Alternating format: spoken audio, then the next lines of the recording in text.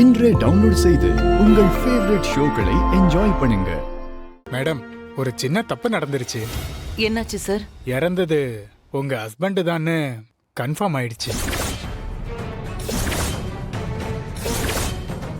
நீங்க இறுதி சடங்கு பண்ணது அவரோட உடம்புக்கு தான்.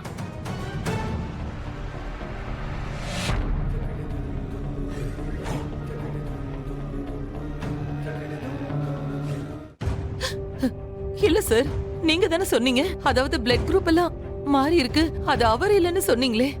ஹாஸ்பிட்டல்ல ரிப்போர்ட்டை யாரோ மாத்தி கொடுத்துட்டாங்க மேடம்.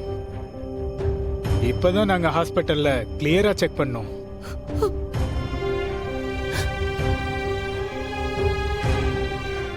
ரெண்டு பேரோட பிளட் குரூப்பும் ஒன்னா மேட்ச் ஆகுது. எங்களுக்கு இருந்த டவுட் இப்ப கிளியர் ஆயிடுச்சு. இப்ப நாங்க வந்திருக்கிறது உங்ககிட்ட டாக்குமெண்ட்ஸ்ல சைன் வாங்கிக்கிட்டு இன்சூரன்ஸ் பணத்தை ஒப்படைச்சிட்டு போலான்னு வந்தோம். இல்ல சார், என் புருஷன் உயிரோட தான் இருக்காரு, எனக்கு அந்த நம்பிக்கை இருக்கு. நீங்க என்ன இப்போ மாத்தி மாத்தி பேசிட்டு இருக்கீங்க? நீங்க போங்க, எனக்கு பணமும் வேண்டாம், ஒண்ணு வேண்டாம். அவர் கண்டிப்பா திரும்பி வந்துருவாரு. பாரு அஞ்சலி, இவங்க தானே நமக்கு நம்பிக்கை கொடுத்தாங்க. இப்ப பாரு, என்னமோ வந்து எல்லாம் பொய்ன்னு சொல்றாங்க.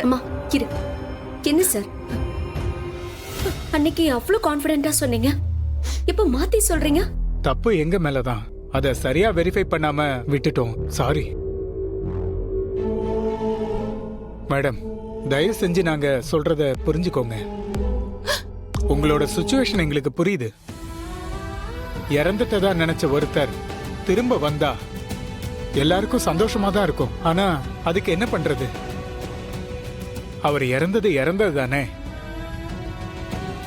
அதுல எந்தவித மாற்றமும் இல்ல. இல்ல, ரிப்போர்ட் கரெக்டா இருக்கு.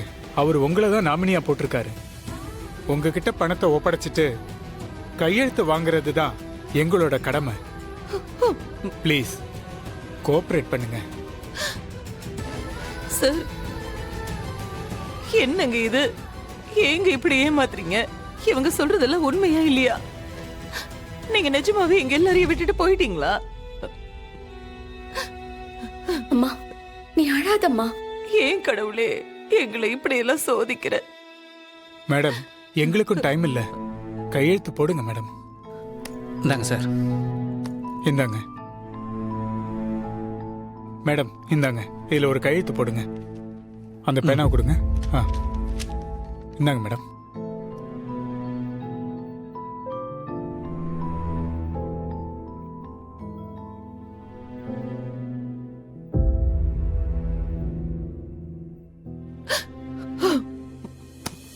இந்தாங்க.